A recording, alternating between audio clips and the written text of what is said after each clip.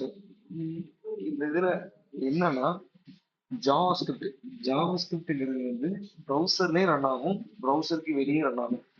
So நீங்க ப்ரௌசர்ல run ஆகுறதுக்கு எல்லாமே இப்போ நீங்க HTML CSS ஜாவாஸ்கிரிப்ட் கிரியேட் பண்றீங்க. ஸோ பர்டிகுலரா ஹேண்டில் பண்ணி ஒரு மேனிபுலேட் பண்றீங்கன்னா உங்களோட அவுட்புட் எல்லாமே ஜாவாஸ்கிரிப்டோட கோடும் சரி, ஒரு HTML CSS கோடும் சரி, எல்லாமே உங்களோட அவுட்புட்டோட ரிசல்ட் வந்து ப்ரௌசர்ல ஷோ ஆகும். அப்படிதானே? ஒரு இண்டஸ்ட்ரியல் HTML கிரியேட் பண்ணீங்கன்னா ஆஹ், அது ஒரு ப்ரௌசர் உங்களுக்கு காமிக்கும். அதை கிளிக் பண்ணி ஜாவாஸ்கிரிப்டை நீங்க இண்டஸ்ட்ரியல் HTML லிங்க் பண்ணிட்டீங்கன்னா, ஸோ இந்த மாதிரி லிங்க் பண்ணிருக்கீங்க. ஸோ இந்த மாதிரி லிங்க் பண்ணிருக்கீங்கன்னா உங்களோட ஜாவாஸ்கிரிப்ட் கோடும் ப்ரௌசரோட கனெக்ட் ஆகி உங்களுக்கு ரன் ஆகும். ஸோ இது ப்ரௌசர் ரன் ஆகுது. பட் ப்ரௌசருக்கு வெளியே ஜாவாஸ்கிரிப்ட் ரன் ஆகும். ஸோ அது பேர் தான் ஜாவாஸ்கிரிப்ட் ரன் டைம் என்விரான்மெண்ட் சொல்லுவாங்க. So JavaScript run time environment. So என்னன்னா to execute the JavaScript outside the browser. Outside the ப்ரௌசர்னா ஒண்ணுமே இல்லை. இது நீங்க இந்த ப்ரௌசர்ல யூஸ் பண்ண போறீங்க. இப்போ ஏபிஐ அப்படிங்கிறது நீங்க கேள்விப்பட்டிருக்க முடியும். ஸோ ஏபிஐனா ஒண்ணுமே இல்லை. நீங்க ஒரு ஃபேஸ்புக்கோ இது ஏதோ ஒரு லாகின் நீங்க பண்றீங்க. ஃபேஸ்புக்கோட டீட்டெயில்ஸை எடுத்து அதை எடுத்து ஃப்ரண்ட் எண்ட்ல வேலிடேட் பண்ணி நீங்க பேக் எண்டுக்கு அனுப்புறீங்க. ஐ மீன் டேட்டா பேஸ்க்கு நீங்க சென்ட் பண்ணணும். டேட்டா பேஸ்ல போய் நீங்க ஸ்டோர் பண்ணணும். SQL இந்த மாதிரி நிறைய டேட்டா பேஸ் தான் ஸ்டோர் பண்ணி வச்சிருப்பாங்க. ஸோ அங்க போய் ஸ்டோர் பண்ணணும். அப்போ இந்த ரெண்டுக்குமே என்னன்னா ஃப்ரண்ட் எண்டுக்குமே டேட்டா பேஸ்க்குமே சென்டரா ஒரு மிடில் வேர் மாதிரி செயல்படுறது தான் பேக் அண்ட் லாங்குவேஜ் சொல்லுவாங்க. ஸோ அந்த லாங்குவேஜ் ஏதோ ஒரு லாங்குவேஜ் C# பைத்தானோ ஜாவாவோ அது மாதிரி நிறைய லாங்குவேஜ் இருக்கு. ஸோ அதுல ஏதோ ஒரு லாங்குவேஜ் தான் ஏபிஐ வந்து ரைட் பண்ணுவாங்க. ஸோ அந்த ஏபிஐ மூலமா தான் நீங்க டேட்டாவை எடுத்து இன்னொரு பேஜுக்கு கொண்டு போக முடியாது. இங்க ப்ரௌசர்ல இருக்கிற டேட்டாவை ப்ரௌசர் விட்டு வெளியே கொண்டு போய் இன்னொரு டேட்டா பேஸ்ல ஸ்டோர் பண்றது தான். இந்த மாதிரி ஒர்க் பண்றதுதான் அவுட் சைட் த ப்ரௌசர் அப்படின்னு சொல்லுவாங்க. இந்த மாதிரி ஒர்க் ஜஸ்ட்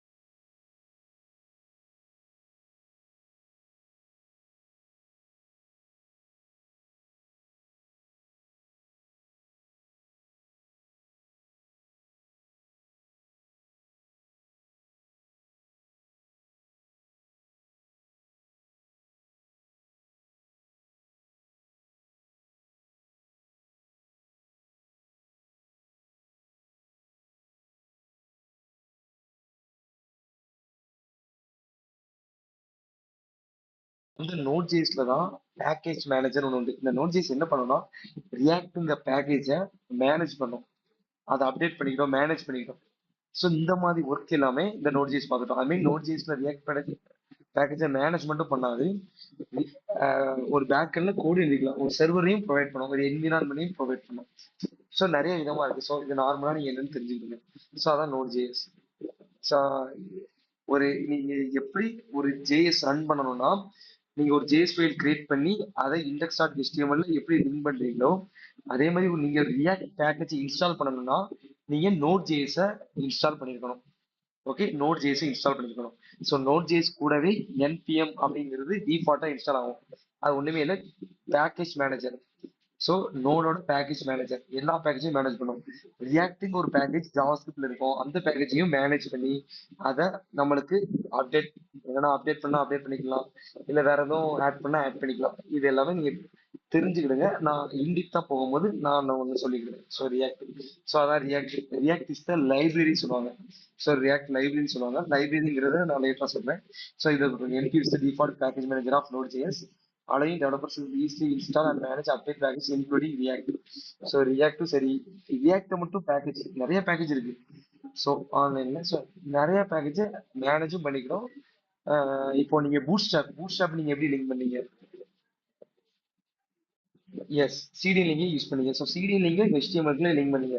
பட் இந்த சிடிஎன் லிங்க் இல்லாம பூட் ஸ்டாப்பையே ஒரு பேக்கேஜ் மாதிரி இன்ஸ்டால் பண்ற வச்சிருப்பாங்க. நான் பூட் ஸ்டாப்னு போறேன். Boot stop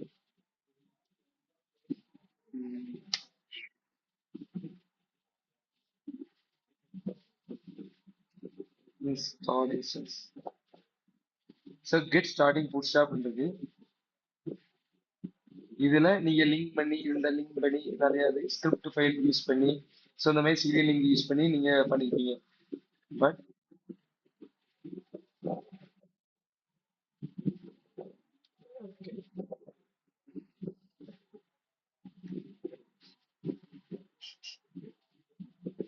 okay. ஸோ அப்படி போகாம எனக்கு பூட்ஸ்ட்ராப்பை எனக்கு சீரியல் லிங்க் வேண்டாம். சீரியல் லிங்க்னா ஒரு பேக்கேஜ் இன்டர்நெட்ல அவைலபிளா இருக்கு. அந்த பேக்கேஜை லிங்க் யூஸ் பண்ணி போட்டிருக்கோம். ஸோ அப்படி போடும்போது சப்போஸ் நீங்க இன்டர்நெட் ஆன் பண்ணலன்னா அந்த பேக்கேஜ் ஒர்க் ஆகும், அப்படிதானே? ஸோ நீங்க ஒரு வெக்டார் ஆஃப் யூஸ் பண்ணி நீங்க வந்து ஒரு இண்டெக்ஸ் ஆர் HTML இந்த சிடி லிங்க் யூஸ் பண்ணிருக்கீங்கன்னு வச்சுக்கோங்க. இதுல அந்த லிங்க் யூஸ் பண்ணிருக்கீங்க. ஸோ உங்க இன்டர்நெட் ஆஃப் ஆயிடுச்சுன்னா அந்த ஹெச்ஆர்எஃப் அந்த லிங்க் உங்களுக்கு ஆக்சஸ் ஆகாது. ஐ மீன் அந்த லிங்க்ல இருந்து டேட்டாவை எடுக்க முடியாது. ஸோ என்னன்னா அப்போ அந்த டேட்டா நிறைய டேட்டாவை அங்கிருந்து யூஸ் பண்ணிருப்போம், ஸ்டைல்ஸ் யூஸ் பண்ணிருப்போம். அப்போ நீங்க இன்டர்நெட் நீங்க சில வெப்சைட் உள்ள போய் பார்த்தீங்கன்னா இன்டர்நெட் இல்லைன்னா அந்த வெப்சைட்லாம் ஃபார்லாம் வருமா இருக்கும், கலர்லாம் இல்லாம இருக்கும். இது எல்லாமே காரணம் அவங்க சீரியல் லிங்கா யூஸ் பண்ணிருப்பாங்க. உங்களுக்கு அது வந்து இன்டர்நெட் ஸ்லோவா இருக்கனால அங்க இருந்து டேட்டாவை எடுக்க முடியாம உங்களுக்கு வந்து எரர் த்ரோ பண்ணும். ஐ மீன் ஸ்டைல்ஸ் ஒழுங்கா இல்லாம காமிக்கும். ஆனா பட் நீங்க சீரியல் லிங்க் இல்லாம இந்த மாதிரி பேக்கேஜ் என்பிஎம் பூட்ஸ்ட்ராப் இந்த பேக்கேஜ் மூலமா இன்ஸ்டால் பண்ணும்போது இந்த பேக்கேஜ் எல்லாமே ஒரு ஃபோல்டரா உங்களுக்கு டிஃபால்ட்டா ஒரு ஃபோல்டர் மாதிரி கிரியேட் ஆயிருக்கும். அது லேட்டரா நான் சொல்றேன். ஸோ அந்த ஒரு ஃபோல்டர் மாதிரி கிரியேட் இருக்கும். அந்த ஃபோல்டருக்குள்ள ரியாக்ட் ஜேஎஸ் போயிடும். என்னன்னா நீங்க ஒரு இமேஜ் சென்ட் பண்ண போறீங்க, ஒரு இமேஜை நீங்க இண்டெக்ஸ் டாட் HTML வைப்பீங்க. அதை எப்படி வைப்பீங்க? ஒரு ஃபோல்டர் அசட்ஸ்னு ஒரு ஃபோல்டர் கிரியேட் பண்ணி அதுக்குள்ள இமேஜ் வைப்பீங்க. அங்க இருந்து இமேஜை கால் பண்ணிடுவீங்க. அதுக்கு இன்டர்நெட் தேவையில்லை, உங்க லோக்கல் சிஸ்டம் மாதிரி போதும், அப்படிதானே? அதே மாதிரி தான் அந்த ஃபோல்டர் மாதிரி ஒன்று கிரியேட் பண்ணிட்டு அந்த ஃபோல்டருக்குள்ள ரியாக்ட் பூட்ஸ்டாப்பை செட் பண்ணி விட்ருவோம். அந்த ஃபோல்டர்ல இருந்து அந்த பூட்ஸ்டாப்போட டீடைல்ஸ் எல்லாமே நம்ம கெட் பண்ணிக்கலாம். நம்ம டைரக்டா ஆன்லைன் போக வேண்டாம். ஸோ இதுக்கு தான் அந்த பேக்கேஜ் மேனேஜர். இந்த எல்லா பேக்கேஜ் மேனேஜருமே மேனேஜ் பண்றது எல்லாமே இந்த நோடு தான். ஸோ நோட்ல டிஃபால்ட் பேக்கேஜ் மேனேஜர் தான் இந்த என்பிஎம். ஸோ இந்த என்பிஎம் மூலமா தான் நம்மளுக்கு இன்ஸ்டால் ஆகுது. ஸோ அடுத்து ரியாக்ட் எதுக்காண்டி யூஸ் பண்றாங்க அப்படின்னா React Node JS use for development to run will do like web Babel or white with bundler transfer and optimisation React. So Node JS என்னன்னா ஒரு என்விரான்மெண்ட்டை கொடுப்போம். என்னன்னா ஒரு பேக்கேஜ் மேனேஜ் பண்ணதும் அதான். ஸோ ரியாக்டிங் பேக்கேஜை அங்கிருந்தா நம்ம எடுப்போம். எடுத்து அது மூலமா தான் இன்ஸ்டால் பண்ணி அதை மேனேஜ் பண்றது, அதை பில்ட் எடுக்கிறது, அதை ரன் பண்றது, அதுக்கு ஒரு என்விரான்மெண்ட் செட்டப் பண்றது, இது எல்லாமே இந்த நோட் ஜிஎஸோட வேலை. ஸோ அதுக்கடுத்து அது மட்டும் இல்ல இது வந்து ஃப்ரண்ட் எண்டுக்கு ஹெல்ப் பண்றது. இந்த பாயிண்ட் வந்து ஃப்ரண்ட் எண்டுக்கு ஹெல்ப் பண்ற உள்ள பாயிண்ட். பட் நோட் ஜேஎஸ் ஒரு பேக் எண்ட் ஒரு server side also. So Node ஜேஎஸால ஃப்ரண்ட் எண்டையும் பண்ண முடியும், பேக் எண்டையும் பண்ண முடியும். நோட் பேக் எண்ட் என்னன்னா it's also run development server like web dev server that allows to give licence to develop React applications. So React அப்ளிகேஷனே பண்ண முடியும், சர்வர் சைடும் யூஸ் பண்ண முடியும். இந்த இதுலேயே போட்டிருப்பாங்க இது mainly use for server side development. Server சைட்னா back end. So back front எண்டுக்கும் டேட்டா பேஸ்க்கும் இருக்கிற சென்டர்ல மிடில் வர செயல்படுற ஒரு ஏபிஐ இன்டெகிரேட் பண்ற இடம் தான் ஒரு பேக் எண்ட் சொல்லுவாங்க. ஸோ அந்த பேக் எண்ட் ஃபுல்லாமே சர்வர் சைட் தான். ஸோ அந்த மாதிரி நம்மளால டெவலப் பண்ண முடியும். ஸோ அப்போ நோட் ஜேஸ்ங்கிறது ஃப்ரண்ட் எண்டுக்கும் ஹெல்ப்ஃபுல்லா இருக்கு, server side I mean client சைடுக்கும் ஒரு பர்டிகுலர் ஹெல்ப்பா இருக்கு, சர்வர் சைடுக்கும் பர்டிகுலர் ஹெல்ப்பா இருக்கு. ஸோ இந்த ரெண்டு சைடுமே யூஸ் பண்ணிக்கலாம். ஸோ அதுக்கடுத்து ரியாக்டின் ப்ரொடக்ஷன் என்னன்னா நோட் ஃப்ரண்ட் எண்ட்ல இருந்து நோட் ஜேஎஸ் யூஸ் பண்ண முடியும். இப்போ ஜாவா ஸ்கிரிப்ட் எதுக்காடி ஜாவா ஸ்கிரிப்ட்லயே நம்மளால ஒரு வெப்சைட் கிரியேட் பண்ணலாம், நிறைய விதமான இதை அச்சீவ் பண்ணலாம். பட் ஜாவா ஸ்கிரிப்ட்ல பண்ணும்போது கோட் காம்ப்ளெக்ஸ் ரொம்ப கஷ்டம். என்னன்னா டிஃபிகல்ட்டியா இருக்கும். ஸோ கோடு வந்து லார்ஜா இருக்கும். பட் ரியாக்ட் ஆங்குலர் அது மாதிரி நிறைய பேக்கேஜ் எதுக்காண்டி கொண்டாந்தாங்கன்னா இந்த ஜாவா ஸ்கிரிப்ட் கோட ரொம்ப ஒமிட் பண்ணி ஈஸியா டெஃபைன் பண்றதுக்கு, ஒரு வெப்சைட்டை ஈஸியா பண்றதுக்கு, ரொம்ப டைம் லெஸ் பண்ணி முடிக்கிறதுக்கு தான் இந்த மாதிரி லைப்ரரிஸ் ஃப்ரேம்வொர்க்ஸ் எல்லாமே கொண்டாந்தாங்க. ஸோ இது என்ன பண்ணும்னா, அதுக்கு நோட் ஜேஸ் தேவையில்லை. பட் நீங்க ரியாக்ட் ரன் பண்ணணும்னா ரியாக்ட்ங்கிற பேக்கேஜை இன்ஸ்டால் பண்ணணும். அந்த பேக்கேஜஸ் எல்லாமே இந்த நோட் ஜேஸ்ல தான் இருக்கும். ஸோ நோட் ஜேஸ் மூலமா நோட் ஜேஸ்ல இருக்குன்னா இந்த நோட் ஜேஸ் மூலமா தான் நம்மளால இன்ஸ்டாலே பண்ண முடியும். நோட வந்து என்னைக்குமே நோட் வந்து ஒரு சர்வர் சைட் ப்ரோக்ராமிங் லாங்குவேஜ் தான் சொல்லுவாங்க. சேம் வைஸ் ஒரு பேக்கேஜ் மேனேஜர் ஆல்சோ. ஸோ என்னன்னா ரியாக்ட் பேக்கேஜை நீங்க இன்ஸ்டால் பண்ணும்போது நோட் மூலமா இன்ஸ்டால் பண்ணி நோட் மூலமா ரன் பண்ணுவீங்க. நோட் மூலமா பில்டும் எடுப்பீங்க. பில்டுனா ஒண்ணும் இல்ல, லாஸ்ட் ப்ரொடக்ஷன் போகுது, ஒரு ஆன்லைன் போகுதுன்னா ஒரு பில்டு எடுத்து கொடுப்பீங்க. ஸோ ரன் பண்றதுக்கு கொண்ட ஒரு டெவலப்மெண்ட்ல இப்போ இது எல்லாமே டெவலப்மெண்ட் ரன் ஆகுது. இப்போ இது எல்லாமே டெவலப்மெண்ட்ல ரன் பண்ணி டெவலப்மெண்ட்ல காமிக்கும். அதே வெப் பேஜை நீங்க சர்வருக்கு கொண்டு போனோம்னா அது ஒரு பில்டா எடுத்து தான் கொண்டு போவாங்க. ஸோ இந்த மாதிரி பில்ட் எடுக்கிறதுக்கு, இந்த மாதிரி லோக்கல்ல ரன் பண்றதுக்கு எல்லாமே இந்த நோட் ஜேஸ் ஹெல்ப்ஃபுல்லா இருக்கும். ஃப்ரண்ட் எண்டுக்கு, பேக் எண்டுக்கு சர்வர் சைடு யூஸ் ஆகும். ஓகே, புரியுதா?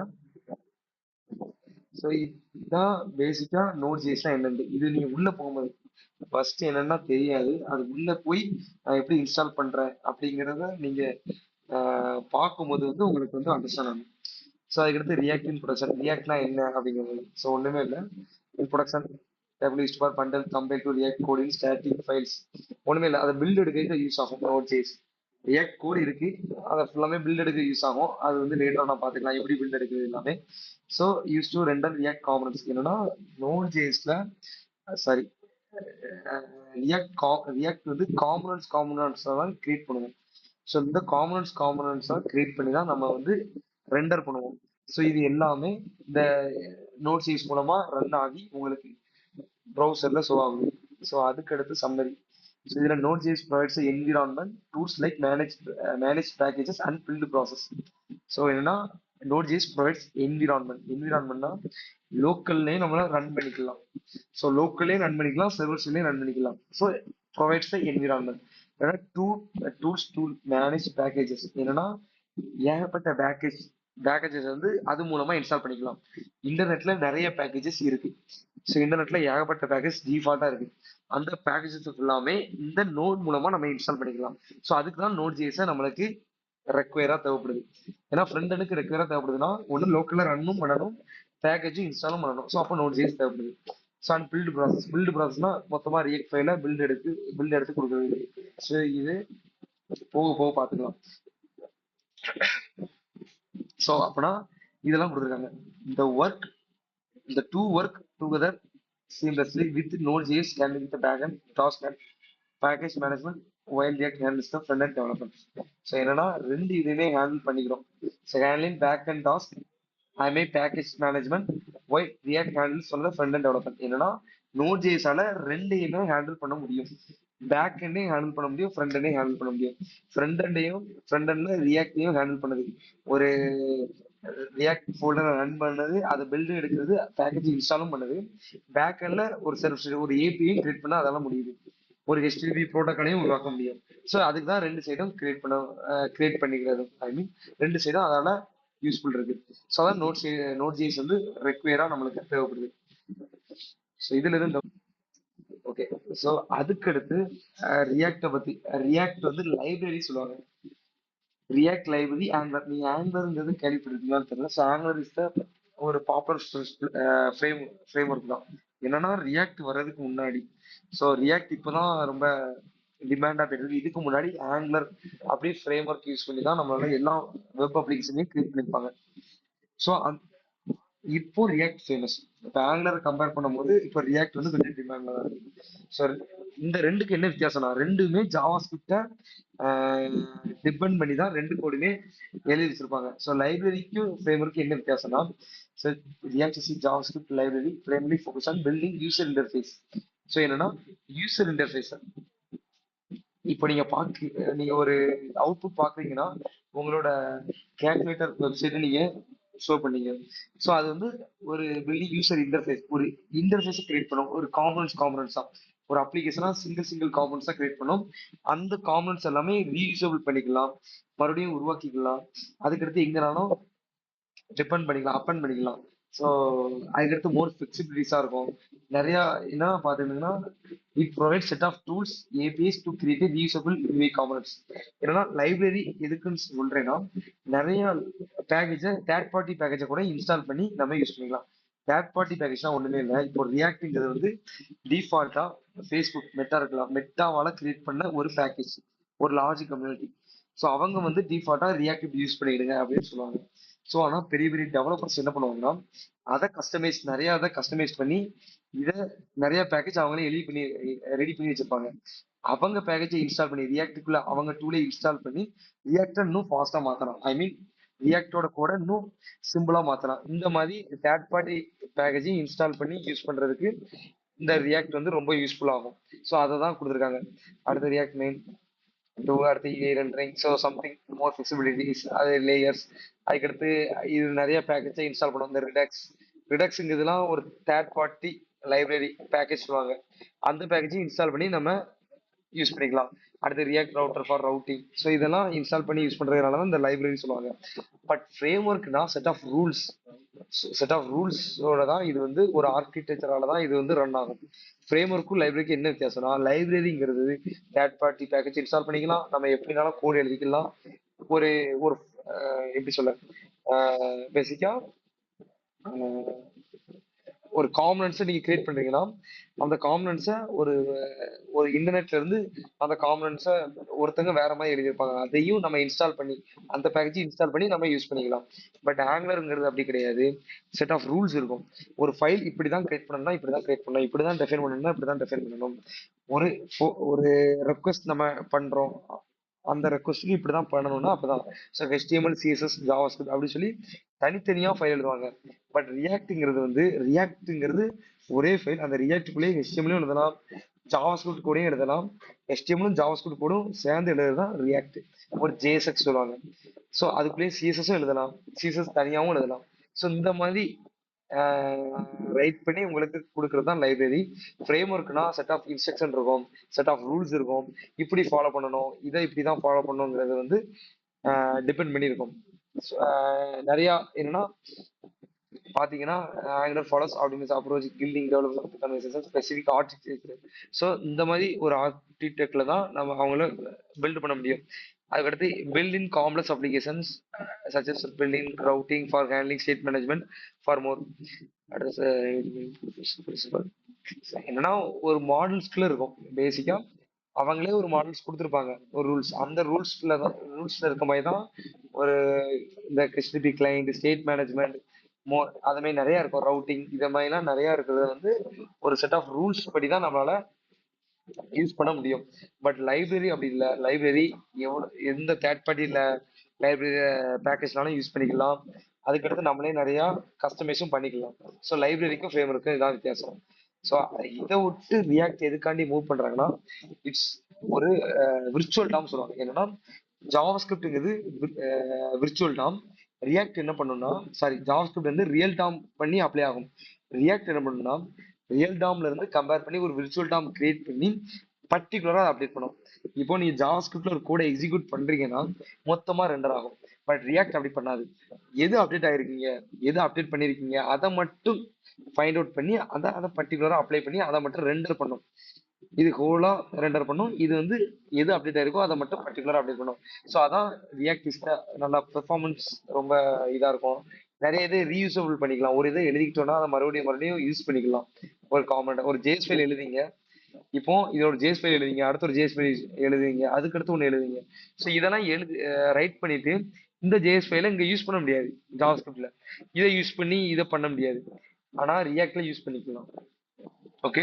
ஸோ இதுக்காண்டி ரியாக்ட் வந்து ரொம்ப ஃபெமிலியராகவும் இருக்கும், டெவலப்பர்ஸ்க்கு ஈஸியாகவும் டெவலப் பண்ண ஈஸியாகவும் இருக்கும். ஸோ அதனால ரியாக்ட் வந்து நிறைய பேர் மூவ் பண்ணாங்க. ஸோ ரியாக்ட்னா என்ன, நோட்னா என்ன, ஸோ நோடு உள்ள ரியாக்ட் எப்படி ரன் ஆகுது, ஸோ இதெல்லாம் உங்களுக்கு அண்டர்ஸ்டாண்ட் ஆச்சா? ஸோ நோடுக்கு வந்து ரெண்டு விதமான வேலை செய்யும். ஒரு விதம் வந்து ஃப்ரண்ட் எண்டுக்கு ஹெல்ப் பண்றது, என்னன்னா பில்ட் எடுக்கிறது, லோக்கல்ல என்விரான்மெண்ட் செட் பண்ணி ரன் பண்ற வைக்கிறது, பேக்கேஜ் இன்ஸ்டால் பண்ணி மேனேஜ் பண்றது, அப்டேட் பண்றது. இது ஒரு பக்கம், இது ஃப்ரண்ட் எண்ட் பக்கம். அப்போ ஃப்ரண்ட் எண்ட்ல மஸ்ட் நோடு தேவைப்படும். பேக் எண்ட் வந்துச்சுன்னா எனக்கு வந்து நான் பேக் எண்ட்ல நான் ஃப்ரண்ட் எண்ட்ல ரியாக்ட் யூஸ் பண்றேன், பேக் எண்ட்ல சி ஷார்ப்போ இல்ல ஜாவாவோ இல்ல பைத்தானோ அப்படி யூஸ் பண்ணாம நான் பேக்கெண்ட்லயே நோடு யூஸ் பண்றேன்னா நீங்க தனியா நோடுக்கு தனி ஃபைல் கிரியேட் பண்ணி தனியா நீங்க நோடு எழுதுவீங்க. அது தனி ஃபைல். நோடுங்கிறது வந்து ஒரு பர்டிகுலரா ரெண்டு விதமா செயல்படும். பேக்எண்டுக்கும் செயல்படும், ஃப்ரண்ட் எண்டுக்கும் செயல்படும். ஃப்ரண்ட் எண்ட் இல்லாம நோ ஐ மீன் ரியாக்ட் நீங்க ரன் பண்ணணும்னா கண்டிப்பா மஸ்ட் நோடு தேவைப்படும். நோடு இல்லாம உங்களால பேக்கேஜ் இன்ஸ்டால் பண்ண முடியாது. ஏன்னா ஒரு பேக்கேஜ் இருக்கு. ரியாக்ட் நீங்க இன்ஸ்டால் பண்ணிட்டீங்க. ரியாக்ட்டுக்கு அடுத்து ரியாக்ட்குள்ள நிறைய பேக்கேஜ் இன்ஸ்டால் பண்ணணும். இந்த மாதிரி பூட்ஸ்ட்ராப்பை இன்ஸ்டால் பண்ணணும். இந்த மாதிரி பூட்ஸ்ட்ராப்பை இன்ஸ்டால் பண்ணணும்னா உங்களுக்கு நோடு தேவைப்படும். ஓகே. ஸோ நோடு இருந்தாதான் உங்களால இந்த பேக்கேஜை இன்ஸ்டாலே பண்ண முடியும். ரெண்டாவது ரியாக்டோட பேக்கேஜை ரன் பண்ணணும் லோக்கல்ல. அதுக்கும் நோடு தேவைப்படும். அப்போ நோடு இல்லாம உங்களால ரன்னே பண்ண முடியாது. ஸோ அப்போ நோடு மஸ்ட் இம்பார்ட்டன்ட். பேக்ங்கிறது அனதர் ப்ராசஸ்.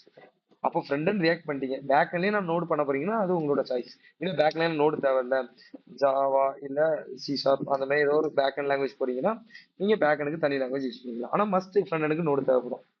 அண்டர்ஸ்டாண்ட் ஆகுதா? ஸோ இப்போ நோட் ஜேஸ் எப்படி டவுன்லோட் பண்ணலாம் அப்படிங்கிறத ஸோ அப்படி நீங்க அப்படி பார்த்து நீங்க டவுன்லோட் பண்ணுங்க. ஸோ நான் நோட் அடிக்கிறேன், நோட் ஜேஎஸ் டவுன்லோட் அப்படின்னு அடிக்கிறேன். ஸோ நோட் ஜேஎஸ் டவுன்லோட் அடிச்ச உடனே இதான் நோடு. அது கொடுத்த உடனே பாத்தீங்கன்னா Node JS JavaScript front building Chrome V8 JavaScript engine. என்னன்னா இதை வந்து ஒரு V8 இன்ஜின் மூலமா குரோம் V8 இன்ஜின் மூலமா தான் இதை வந்து கிரியேட் பண்ணிருப்பாங்க. ஸோ நார்மலா ஜாவாஸ்கிரிப்ட் கூட எக்ஸிக்யூட் பண்றதுக்கு ப்ரௌசர் V8 இன்ஜின் தான் யூஸ் பண்ணும். ஸோ நோட் ஆல்சோ V8 இன்ஜின்ல தான் கிரியேட் பண்ணிருக்காங்க. ஸோ அதை தான் சொல்லியிருக்கு. நான் இதுக்கு முன்னாடி ஜாவாஸ்கிரிப்ட் சொல்லும் போதே சொன்னேன். ஸோ நம்ம ஜாவாஸ்கிரிப்ட் கோட் எல்லாமே கம்பைல் ஆகி ஐ மீன் டிரான்ஸ்பைல் ஆகி பேபிள் வெப்பேக் மூலமா ஸோ வெப்பேக் பேபிள் ஒயிட் மூலமா இது மூலமா டிரான்ஸ்பைல் ஆகி உங்களோட கோடை எங்க ஜாவாஸ்கிரிப்ட்ல ஐ மீன் ப்ரௌசர்ல ரன் பண்ண வைக்கும். அதே மாதிரி தான் நோட் ஜேஸும் அதே தான். நோட் ஜேஸ் ப்ரௌசர்ல மட்டும் ரன் ஆகாது, browser outside the browser run பண்றதுக்கு இந்த நோட் ஜேஸ் யூஸ் பண்ணுவாங்க. ஸோ ஓகே, இப்போ அதை பார்த்தாச்சு. ஏன்னா இது உள்ள கிளிக் பண்றேன். ஆகா, ஓ one sec minute. Okay. So நான் நோட் ஜேஸ் உள்ள நான் போயிட்டேன். ஸோ நோட் ஜேஸ் உள்ள போனோம்னா எனக்கு காமி so package manager, prefilled installer, prefilled binary, so அதுமாதிரி சோர்ஸ் கோடு இதுமாதிரி நிறைய காமி. ஸோ நான் இப்போ நோட் ஜேஸ் வந்து வெர்ஷன் 20.17.0 LTS அப்படின்னு ஒரு ஆப்ஷன்ஸ் இருக்கு. இப்போ இது வந்து ஸ்டாண்டர்ட் வெர்ஷன் சொல்லுவாங்க. ஏன்னா இவங்க வந்து இப்போ நான் இன்ஸ்டால் பண்ணும் போதே இந்த வெர்ஷன் தராங்கன்னா இதுதான் இப்போ மெயின்டைன் எல்லாரும் யூஸ் பண்ணிட்டு இருக்காங்க ஸ்டாண்டர்ட் வெர்ஷன். ஆனா இப்போ கரண்டா இருக்கிறது 21 இருக்கு, அது மாதிரி 22 இருக்கு. ஸோ என்னைக்குமே கரண்ட் வெர்ஷன் யூஸ் பண்ணண்டா, ஏன்னா அது வந்து என்னைக்குமே ரன்னிங்ல இருக்கும், ஏன்னா ஒரு டெஸ்டிங்லேயே இருக்கும். ஸோ அதனால ஸ்டாண்டர்ட் வெர்ஷன் நோட் ஜேஸ் அவங்களே கொடுத்துருப்பாங்க, நீங்க இன்ஸ்டால் பண்ணிக்கலாம். ஸோ ஆனால் இன்ஸ்டால் பண்றதுக்கு முன்னாடி நிறைய ஆப்ஷன்ஸ் காமிச்சிருக்கு. ஸோ இதை எப்படி இன்ஸ்டால் பண்ணலாம் அப்படின்ட்டு. பட் நோட் ஜேஸை நம்ம இன்ஸ்டால் பண்ணனாலே நம்ம சிஎம்டி அப்படி அடிச்சு ஸோ இங்க கொடுக்குற கமாண்ட் ஸோ இங்க கொடுக்குற கமாண்ட் யூஸ் பண்ணி நீங்க இன்ஸ்டால் பண்ணலாம். ஸோ இங்க இன்ஸ்டால் சம்திங், அதுக்கடுத்து இன்ஸ்டால் ஹவுசிங் சம்திங் நிறைய கொடுத்துருக்காங்க. அதுக்கடுத்து எஃப்என்எம் யூஸ் சம்திங் கொடுத்துருக்காங்க. ஸோ இந்த மாதிரி யூஸ் பண்ணி நோட இன்ஸ்டால் பண்ணலாம். பட் இதெல்லாம் என்னன்னா இதுல வந்து சாக்லேட்டின்னு ஒன்று உண்டு. இதெல்லாம் ஒரு பேக்கேஜ் மேனேஜர் சொல்லுவாங்க, விண்டோஸ் பேக்கேஜ் மேனேஜர் சொல்லுவாங்க. இது எல்லாமே விண்டோஸ் பேக்கேஜ் மேனேஜர். இது எல்லாமே விண்டோஸ் பேக்கேஜ் மேனேஜர். ஒரு விண்டோக்கு ஏதோ பேக்கேஜ் தேவைப்படுதுன்னா நம்ம பேக்கேஜ் அந்த இப்போ சாக்லேட்டி நான் எடுக்கிறேன்னா so choco what is choco அப்படின்னு நான் கொடுத்தேன்னா டிஸ்ட்ரிபியூஷன்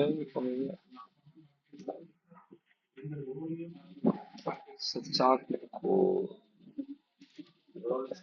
தான் இருக்கலாம். So chocolate is not a Node JS package manager follow official. So இது வந்து நோட் ஜேஸ் பேக்கேஜ் மேனேஜர் கிடையாது, ஒரு விண்டோஸ் பேக்கேஜ் மேனேஜர் சொல்லுவாங்க. So chocolate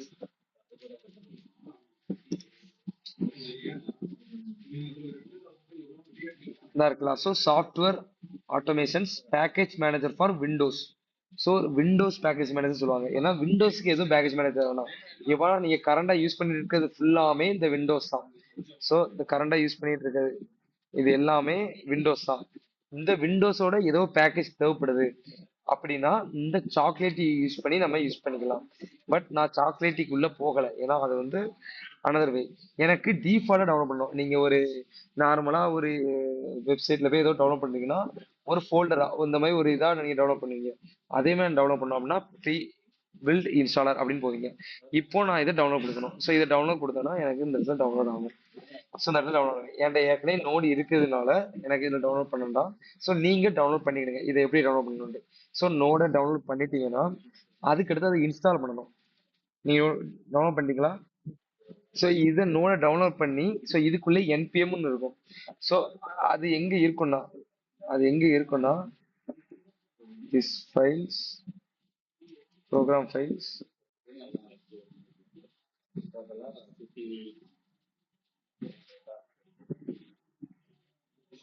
okay, users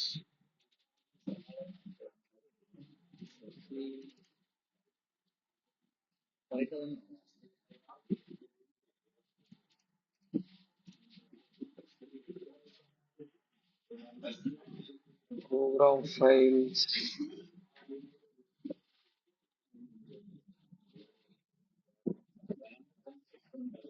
S, அது டிஃபால்ட்டா 20 இருக்கும். அந்த 20யும் டவுன்லோட் பண்ணுங்க. ஸோ நீங்க டவுன்லோட் பண்ணீங்கன்னா இதை ம்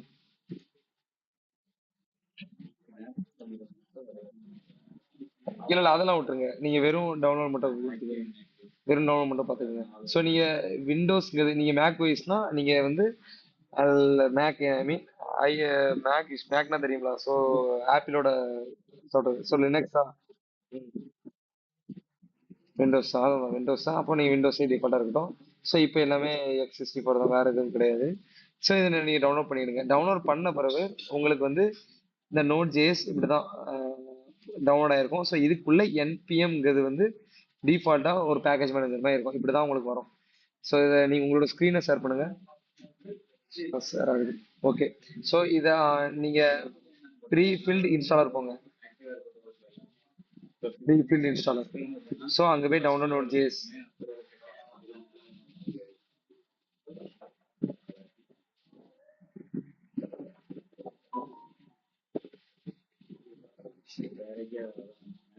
so it's take time. Node JS வந்து பேக்கேஜ் மேனேஜர் மூலமாகவும் இன்ஸ்டால் பண்ணலாம், இல்லை ப்ரீ ஃபில்ட் இன்ஸ்டாலர் மூலமாக இன்ஸ்டால் பண்ணலாம். ஸோ நீங்கள் இங்கே போய் இன்ஸ்டால் பண்ணுறது நல்லது. ஏன்னா பேக்கேஜ் மேனேஜரில் போய் இன்ஸ்டால் பண்ணால் அதை எப்படி இன்ஸ்டால் பண்ணணும்னு தெரியாது. ஸோ நீங்கள் பேக்கேஜ் மேனேஜர் போய் இன்ஸ்டால் பண்ணால் சாக்கோ போகணும். ஸோ சாக்கோ நம்மகிட்ட கிடையாது. அப்போ சாக்கோவை நம்ம இன்ஸ்டால் பண்ணணும். அதுக்கடுத்து நோட் இன்ஸ்டால் பண்ணணும். ஸோ நிறைய ப்ரொசீஜர்ஸ் இருக்கு. இந்த ப்ரொசீஜர்ஸ் இதெல்லாம் தாண்டி நம்ம டிஃபால்ட்டாக இப்படியே நம்ம இன்ஸ்டால் பண்ணிட்டோம்னா உங்களுக்கு வந்து ஈஸியாக இருக்கும். ஓகே. ஸோ என்னோட சிஎம்டியில் நோடு டவுன்லோட் ஆயிருக்கு அப்படிங்கிறத எப்படி ஃபைண்ட் அவுட் பண்ணலாம்னா, எல்லா சிஎம்டிலையும் எல்லா எல்லா லேப் எல்லா லேப்லையும் சிஎம்டி இருக்கும்.